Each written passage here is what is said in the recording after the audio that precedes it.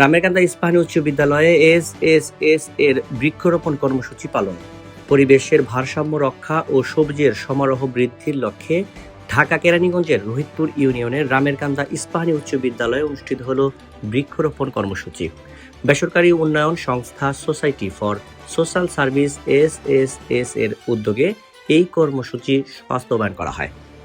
1986 সালে যাত্রা শুরু করা সংস্থাটি এসএসএস বর্তমানে দেশের 56টি জেলার 917টি শাখার মাধ্যমে তাদের কার্যক্রম পরিচালনা করে আসছে।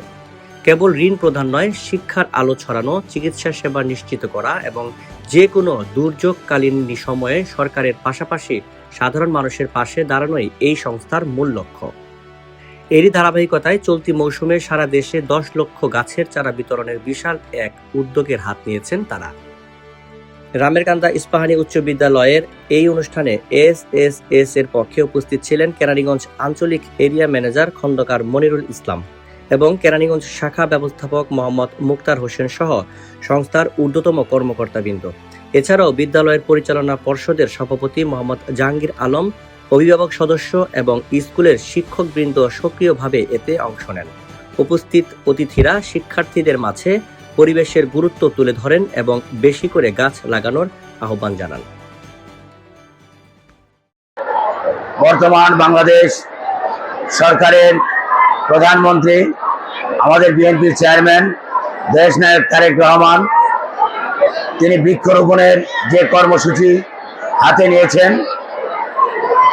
তারই ধারাবাহিকতায় সেটাকে বাস্তবায়িত করার লক্ষ্যে বর্তমান সরকার এবং পাশাপাশি বিভিন্ন এনজিও, বিভিন্ন সংস্থা, ব্যাংক, বিমা সকলে সরকারের এই কাজকে ত্বরান্বিত করতে, উৎসাহিত করতে তারাও বিভিন্নভাবে এই বৃক্ষরোপণ কর্মসূচি হাতে নিয়েছে। তারই ফলশ্রুতি হিসেবে আজকে আমরা এখানে সোসাইটি অফ সোশ্যাল সার্ভিস এর মাধ্যমে আজকে তোমাদেরকে গাছ বিতরণ করছি। গাছের অপর নাম হচ্ছে জীবন। গাছ আমাদেরকে অক্সিজেন দেয় এবং আমরা যে কার্বন ডাই অক্সাইড ত্যাগ করি সেটা গাছ গ্রহণ করে।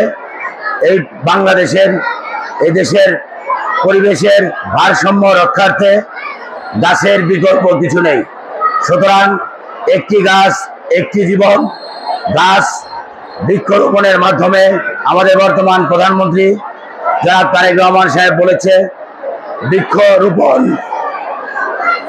কর্মসূচির মাধ্যমে এই বাংলাদেশকে একটি স্বনির্ভর, সুজলা, সফলা, সুন্দর একটি বাংলাদেশ গড়বে।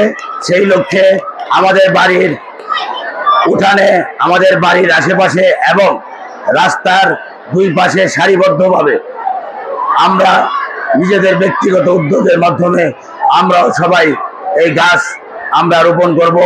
এই গাছ রোপণের মাধ্যমে আমরা আমাদের এই দেশের, সারা আমাদের বাংলাদেশের পরিবেশের ভারসাম্য রক্ষার জন্য আমরা সহযোগিতা করব। তোমাদেরকে অনেক ধন্যবাদ।